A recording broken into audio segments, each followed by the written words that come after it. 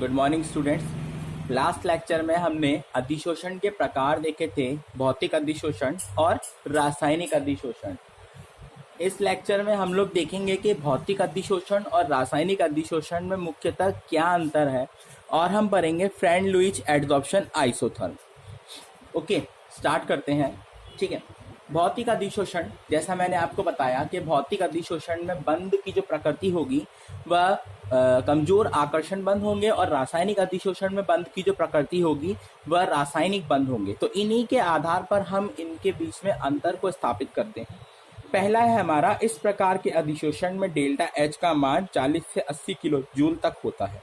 जो हमारा भौतिक अधिशोषण होता है उसके अंदर weak bond of force of attraction होती है, weak bond of force of attraction होती है, इसलिए उनकी जो एंथैल्पी होती है उसका मान 40 से केवल 80 किलो जूल तक होता है।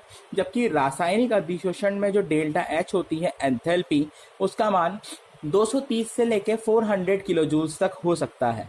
ओके इसके बाद है, इसमें किसी भी तरह की सक्रियण ऊर्जा की आवश्यकता नहीं पड़ती है। जैसा कि आप लोगों ने देखा होगा कि भाई भौतिक अधिशोषण एक ऐसी प्रक्रिया है जिसमें हमें सक्रियण ऊर्जा नहीं देनी पड़ती। मतलब कि अगर कोई भी अधिशोषण हम कर रहे हैं, तो भौतिक अधिशोषण हो रहा है, तो वहाँ पे हमें सक्रियण ऊर्जा की आवश्यकता नहीं पड़ेगी। जस्ट सपोज कोई किताब है, उसके ऊपर डस्ट आके अटैच हो रही है, या फिर आप लोग देखते हो कि किसी सरफेस पर अगर पानी पड़ता है और वो सरफेस पानी को एब्जॉर्ब नहीं करती है, ठीक है, तो ये कोई यहाँ पे सक्रियण ऊर्जा की आवश्यकता नहीं है। धूल फिर भी आके चिपकेगी, आपको कोई एनर्जी देने की जरूरत नहीं है, वो अपने आप ही होगा, अपने आप होने वाला प्रोसेस है। It is a spontaneous process. ये चीज़ हम पहले प्रूव कर चुके हैं। डेल्टा एच की वैल्यू इसकी नकारात्मक होती है और ये एक स्वतः चलने वाला पराक्रम है। ओके, लेकिन जो केमिकल एडसॉर्प्शन है, इसको प्रोसेस कराने के लिए हमें एक्टिवेशन एनर्जी की नीड पड़ती है, सक्रियण ऊर्जा की आवश्यकता पड़ती है। जस्ट सपोज आप लोग कहीं पे कलर कर रहे हो, वॉल पे अपनी कलर कर रहे हो, तो आपको वहां पे रंग को ब्रश में लेके उसके ऊपर लगाना पड़ेगा। अपने आप रंग वॉल के ऊपर नहीं चिपकेगा। ओके, क्लियर है। उसके बाद में रंग फिर सूखेगा, उसमें से भी हीट एब्जॉर्ब होगी, उसकी एंथैल्पी जो होगी, जैसा मैंने बताया, ज़्यादा होगी, 230 से लेके 400 किलो जूल तक। इसके बाद है, दाब बढ़ने पर अधिशोषण की दर घटती है। ताप बढ़ने पर अधिशोषण की दर घटती है। अब ऐसा क्यों होता है मैं आपको समझाता हूँ, देखिएगा इधर। जस्ट सपोज हमने बात करी थी कि जो हमारा भौतिक अधिशोषण है उसके अंदर बनने वाला बंध जो है आपका, वो है आपका वीक वंडरवाल फोर्स। ये अधिशोष्य हो गया, ये इसकी सतह पर कोई अधिशोषक आके यहाँ पे जमा हो रहा है। ठीक है, ये हमारा अधिशोषक हो गया, ये अधिशोष्य हो गया। अब जब ये यहाँ पे आके अटैच होगा तो इसके बीच का ये जो बॉन्ड है, जैसे ही आप टेम्परेचर इंक्रीज करोगे वैसे ही इस बॉन्ड की जो रिक्वायरमेंट है ब्रेक होने की, बॉन्ड डिसोसिएशन एंथैल्पी जो है वो लो है, तो ये इजीली ब्रेक डाउन हो जाएगा और यहाँ से सारा का सारा अधिशोष्य हटके चला जाएगा। क्लियर है। तो ताप जैसे जैसे आप बढ़ाओगे, टेम्परेचर जैसे जैसे इंक्रीज करोगे, वैसे वैसे अधिशोषण की जो दर है वो घटती चली जाएगी। क्लियर है। भौतिक अधिशोषण की दर क्या होगी, हमारी कम होती चली जाएगी। दूसरा, हम देख रहे हैं कि यहाँ पे हमें एक्टिवेशन एनर्जी की भी नीड नहीं है। अगर आप यहाँ पे एनर्जी दोगे तो क्या होगा, ऑब्वियसली ये बॉन्ड ब्रेक होगा और अधिशोषक जो है यहाँ से हटके चला जाएगा। तीसरा पॉइंट है हमारा, यह क्रिया विशिष्ट प्रकार का नहीं है। मतलब कि क्रिया विशिष्ट से मतलब है कि ऐसा कुछ खास नहीं है कि जो धूल है वो केवल किताब पर ही जमा होगी। अगर कोई और भी वस्तु वहाँ पे पड़ी है, कोई चीज़ पड़ी है कई दिनों तक, तो उसके ऊपर भी धूल जमा हो जाएगी। मतलब ये किसी भी सरफेस पर हो सकता है और इसके ऊपर बहुत सारी लेयर्स बनती है। मैं एक पॉइंट लिखना भूल गया, यहाँ पे एक लिख देता हूँ मैं।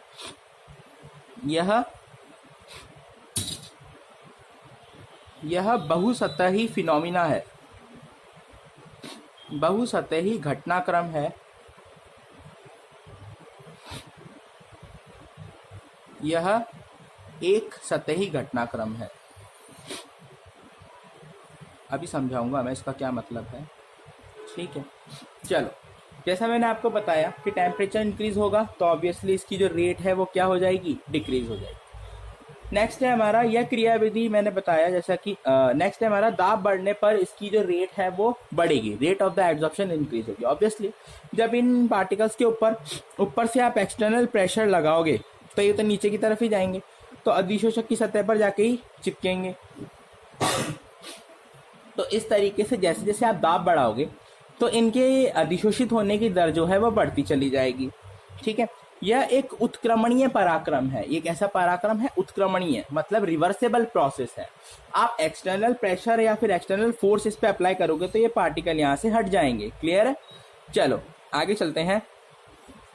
यह बहुसतही पराक्रम है। जैसे कि एक लेयर फॉर्म हो गई डस्ट की, उसके बाद इसके ऊपर दूसरी लेयर बन जाएगी, उसके बाद तीसरी लेयर बन जाएगी, मतलब एक के ऊपर एक लेयर की फॉर्मेशन हो रही है। क्लियर है? तो ये कैसा पराक्रम है? बहुसतही पराक्रम है। अब हम आते हैं हमारे रासायनिक अधिशोषण पर। जस्ट इसका विपरीत होगा, उल्टा होगा। देखते हैं। जैसा मैंने पहला वाला आपको बता दिया कि इसकी एंथैल्पी ज्यादा होगी, 230 किलो जूल के आसपास है। 230 किलो जूल से 400 किलो जूल के आसपास तक हो सकती है। आगे चलते हैं। इसमें सक्रियण ऊर्जा की आवश्यकता होती है। इसमें यहाँ पे हमारे रासायनिक बंध बनेगा। जाहिर सी बात है, जब रासायनिक बंध बनेगा तो उसकी एंथैल्पी ज्यादा है। एंथैल्पी ज्यादा है तो आपको इसको एक्टिवेशन एनर्जी देनी पड़ेगी। ताप बढ़ाने पर अधिशोषण की दर बढ़ती है। वहां पे ताप बढ़ाने पर अधिशोषण की दर घट रही थी, मैंने बताया था क्यों घट रही है। यहाँ पे अगर आप ताप बढ़ाओगे तो अधिशोषण की जो दर है बच्चों वो क्या होगा? बढ़ेगी। अब क्यों बढ़ेगी? क्योंकि हमें यहाँ पे सक्रियण ऊर्जा देनी पड़ रही है ना, एक्टिवेशन एनर्जी देनी पड़ रही है। तो जो ताप है वो क्या है? एक प्रकार की ऊर्जा है। जब हम उसे ऊर्जा देंगे तो ऑब्वियसली उसे एक्टिवेशन एनर्जी प्रोवाइड करा रहे हैं। मीन्स उसकी जो रेट है वो क्या हो जाएगी बच्चों? इंक्रीज हो जाएगी। दाब बढ़ाने पर अधिशोषण की दर बढ़ती है। ये पॉइंट दोनों में सेम है कि भाई अगर आप टेम्परेचर प्रेशर इंक्रीज करोगे तो obviously rate of the absorption will be increase. Okay, मतलब कि जैसे जैसे आप दाब बढ़ाते जाओगे वैसे वैसे अधिशोषण की दर क्या होती जाएगी? बढ़ती जाएगी। यह क्रिया विशिष्ट प्रकार का है। मतलब कि जैसा मैंने आपको बताया कि भाई ये वाला तो है, इसमें क्रिया विशिष्ट प्रकार का नहीं है। किसी भी चीज के ऊपर धूल की एक परत जम सकती है, दूसरी भी जम सकती है, कोई भी चीज हो, लेकिन ये खास तरीके का होता है। इसके अंदर क्या होगा कि भाई रासायनिक बंध का जो निर्माण है वो हर किसी के बीच में नहीं होता। उसके लिए एक दूसरे की रिएक्टिविटी देखनी पड़ती है भाई, कि जो एलिमेंट है वो कितने रिएक्टिव है, तभी वो केमिकल बॉन्ड की फॉर्मेशन करते हैं। जस्ट सपोज हम मान लेते हैं कि मैग्नीशियम है, ठीक है, सरफेस है हमारे पास में, मैग्नीशियम की सरफेस है, ठीक है, हमारे पास मैग्नीशियम की सरफेस है। अब ऐसा तो है नहीं कि इसके ऊपर हर किसी के आएंगे और रासायनिक बंध बन जाएगा, ऐसा नहीं होगा। जैसे सपोज करो नाइट्रोजन आई तो वो इसके संग क्रिया नहीं करेगी, या फ्लोरीन आई, क्लोरीन आई तो वो इसके संग क्रिया नहीं करेगी, ठीक है। लेकिन अगर यहाँ पे ऑक्सीजन आती है, ऑक्सीजन के मॉलिक्यूल आते हैं तो वो इसके संग क्रिया करके इसके संग में क्या बना लेंगे? MgO2, मैग्नीशियम ऑक्साइड बना लेंगे और इसकी लेयर इसके ऊपर फॉर्म हो जाएगी। मतलब आपने देखा यहाँ पे कि ये जो है ये एक खास तरह का था, इसमें खास तरह के बंध का निर्माण हुआ है, रासायनिक बंध का निर्माण हुआ है, और दो खास तरह के तत्वों के बीच में हुआ। यहाँ पे ऐसा नहीं है कि हर किसी तत्व के बीच में इन्होंने बॉन्डिंग कर ली और लेयर की फॉर्मेशन हो गई, इस तरह से नहीं। ओके, तो ये कैसा है? क्रिया विशिष्ट प्रकार का। चलो आगे चलते हैं। यह एक सतही पराक्रम है। भाई एक बार केमिकल एब्जॉर्प्शन हो गया तो उसके ऊपर दूसरी लेयर की फॉर्मेशन नहीं होगी। एक बार MgO2 की लेयर की फॉर्मेशन हो गई तो ऐसा नहीं है उसके ऊपर दूसरी MgO2 की लेयर बन जाएगी, वो केवल एक ही लेयर बनेगी। ओके, तो इसमें कैसी लेयर बनी? एक ही लेयर बनी, एक ही परत बनी, इसलिए कैसा है? एक परतीय घटनाक्रम है या एक सतही घटनाक्रम है, हम इस तरीके से कहेंगे। अब अगला टॉपिक है बच्चों हमारा फ्रेंड लुइच एड्सॉर्प्शन आइसोथर्म। चलो इसको थोड़ा डिस्कस करते हैं कि ये है क्या और इसकी नीड क्या है, इसे किसने दिया और क्यों दिया, किस लिए दिया। अब देखो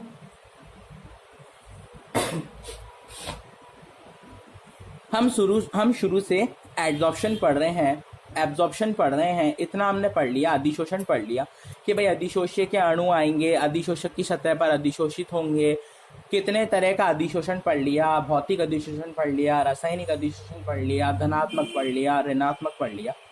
तो अब एक साइंटिस्ट थे, वो थे रशिया के साइंटिस्ट थे। उन्होंने क्या करा? उन्होंने सोचा कि ये कैसे पता चलेगा कि अगर मेरे पास किसी पर्टिकुलर साइज का कोई अधिशोषक है तो उसकी कितनी सतह पर कितना अधिशोष्य आके चिपकता है।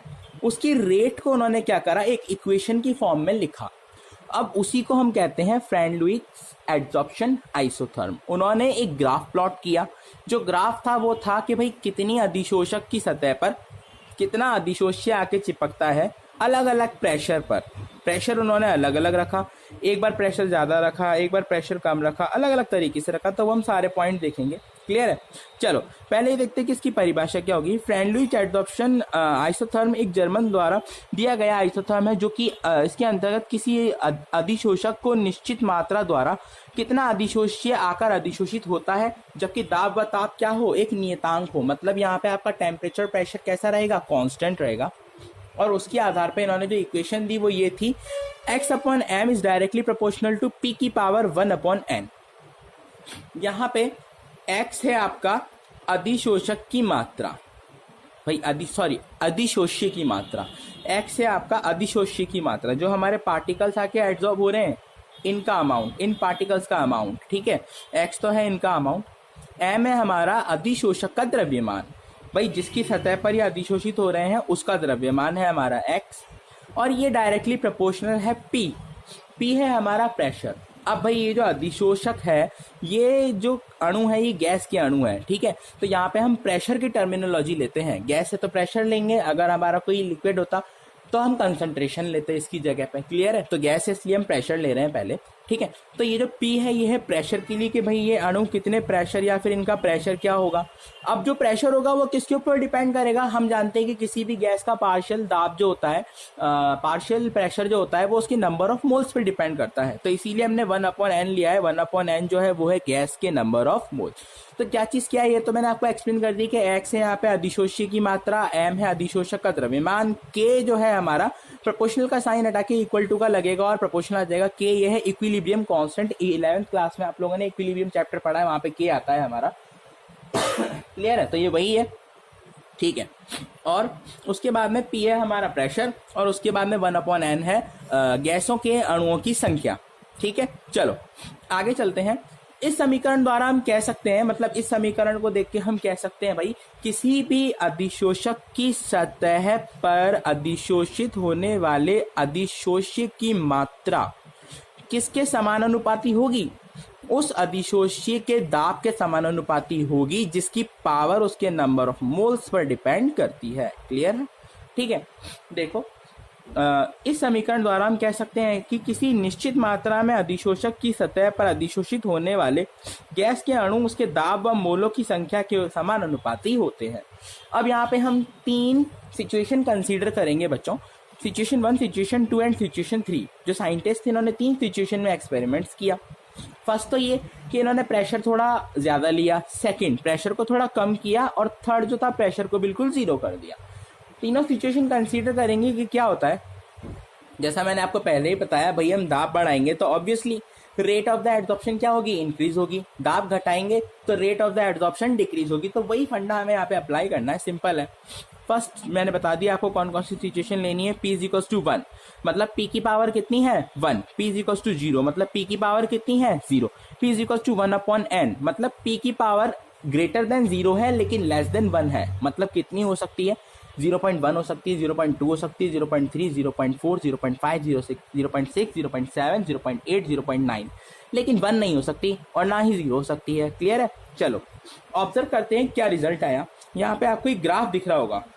इस ग्राफ में देखो, जब आप P की पावर 1 लोगे, P की पावर कितनी लोगे 1, मीन्स प्रेशर बहुत ज्यादा है। भाई प्रेशर ज्यादा होगा तो सडनली क्या होगा, रेट इंक्रीज होगी एड्सॉर्प्शन की। तो सीधी लकीर दिख रही है यहाँ से यहाँ तक डॉट डॉट वाली, मीन्स यहाँ पे सडनली रेट क्या हुई है, इंक्रीज हुई है, प्रेशर इंक्रीज हुआ है। मतलब x upon m is equal to P की पावर 1 होगा। तो प्रेशर ज्यादा होने के कारण जो एड्सोबेंट की जो अमाउंट है एड्सोबेट की सरफेस पर, हाँ, अधिशोषी की जो मात्रा है अधिशोषक की सतह पर अधिशोषित होने के लिए, वो एकदम से बढ़ेगी। फिर जैसे ही हमने प्रेशर कम किया, P की पावर ली है हमने 1 अपॉन n, जो मैंने आपको बताया भाई 0 से ज्यादा और 1 से कम, वो वाली सिचुएशन हमने ली, तो इसकी रेट थोड़ी डिक्रीज हो गई। क्या हो गई, इसकी रेट थोड़ी डिक्रीज हो गई।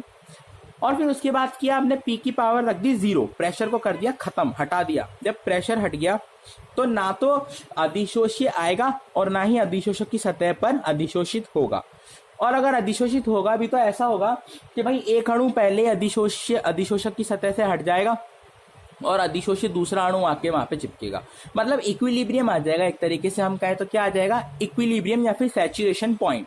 ना तो rate of the adsorption increase होगी ना डिक्रीज होगी, वो एक ही रेट से सीधी की सीधी चलती रहेगी। तो ये था आपका फैन लुईस एडजॉर्प्शन आइसोथर्म। नेक्स्ट लेक्चर में हम इसका सेकंड वाला फॉर्म देखेंगे, जिसके अंदर इसका लॉग लेके इसे किया गया है और किस तरीके से किया गया है वो मैं आपको बताऊंगा, और जो फॉर्मूला बनेगा वो कैसे बनेगा वो भी बताऊंगा, और इसके बेस पे न्यूमेरिकल्स आते हैं वो भी बताऊंगा कैसे किए जाते हैं। ओके स्टूडेंट्स, आज की क्लास ओवर, थैंक यू।